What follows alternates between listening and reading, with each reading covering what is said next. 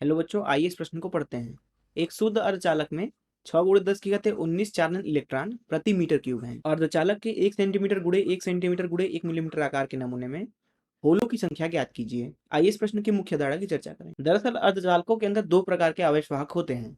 पहला तो होते हैं मुक्त इलेक्ट्रॉन, जिन्हें चालन इलेक्ट्रॉन भी बोलते हैं, और दूसरे हैं होल। मान लीजिए हमारे पास में एक शुद्ध अर्धचालक का टुकड़ा है कुछ इस तरीके से, तो इसमें मुक्त इलेक्ट्रॉन भी होंगे अथवा चालन इलेक्ट्रॉन, तथा जितनी चालन इलेक्ट्रॉन होंगे उतने ही होल भी होते हैं। दरअसल ये जो होल हैं वो दरअसल बनते ही हैं इन इलेक्ट्रॉनों की वजह से। तो जितने इलेक्ट्रॉन होते हैं उतने ही होल होते हैं, अर्थात शुद्ध अर्धचालक में इलेक्ट्रॉन की सांद्रता होल की सांद्रता के बराबर होती है, जिसे मैं Ne और Na से दर्शा दिया हूँ। और अगर हम सांद्रता लिखना चाहें इलेक्ट्रॉन की, तो वो हो जाएगी इलेक्ट्रॉन की संख्या V आयतन में भागे V। तो इस मुख्य उदाहरण का इस्तेमाल करके आइए इस प्रश्न को हल करें।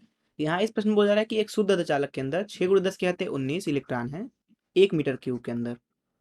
जिसका मतलब है कि यहाँ पे अगर इलेक्ट्रॉनों की सांद्रता लिखी जाए, जिसे मैं यहाँ पे Na से दर्शा देता हूँ, वह बराबर हो जाएगा कितने इलेक्ट्रॉनों की संख्या है 6 गुणे 10 के घाते 19 भागे कितने वॉल्यूम में, अर्थात 1। तो यहाँ पे हमें सांद्रता मिल रही है 6 गुणे 10 के घाते 19 इलेक्ट्रॉन प्रति मीटर क्यूब। तो ये हो गई इलेक्ट्रॉन की सांद्रता दिए गए अर्धचालक के अंदर। अब यहाँ पे हमसे पूछा जा रहा है कि 1 सेंटीमीटर गुणे 1 सेंटीमीटर गुणे 1 मिलीमीटर के आकार में होलों की संख्या क्या है। तो यहाँ पे दिए गए आयतन को लिखें अगर, तो ये है 1 सेंटीमीटर गुणे 1 सेंटीमीटर गुणे 1 मिलीमीटर। इसको हम एसआई मात्रक में अगर बदल लें, तो ये हो जाएगा 10 के घाते -2 गुणे 10 के घाते -2 गुणे 10 के घाते -3, जो कि बराबर आ जाएगा 10 के घाते -7 के, और ये आ जाएगा मीटर क्यूब में। तो इतने वॉल्यूम में हमें होलों की संख्या निकालनी है।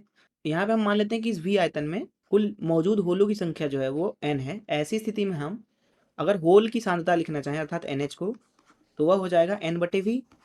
अब क्योंकि यहाँ पे ये शुद्ध अर्धचालक लिया गया है, तो होल की सांद्रता इलेक्ट्रॉन की सांद्रता के बराबर है, अर्थात Ne के बराबर। तो यहाँ से दिए गए आयतन में अगर हम होल की संख्या निकालना चाहें, तो वो हो जाएगा n बराबर Ne गुणे V। अब यहाँ पे Ne का मान हमने निकाल रखा है 6 गुणे 10 के घाते 19। बस इसमें आयतन का गुणा करना है, जो कि है 10 के घाते -7। दरअसल इतने होल हमें मिलने वाले हैं दिए गए आयतन में, अर्थात 10 के घाते -7 मीटर क्यूब के अंदर। तो अगर हम इसकी गणना करें तो n का मान मिलेगा हमें 6 गुणे 10 की घात 12। तो इतने इलेक्ट्रॉन मौजूद होंगे, तो दरअसल इतने होल मौजूद होंगे दिए गए आयतन के अंदर। मैं आशा करता हूँ कि आपको इस प्रश्न का हल जरूर समझ में आया होगा। धन्यवाद।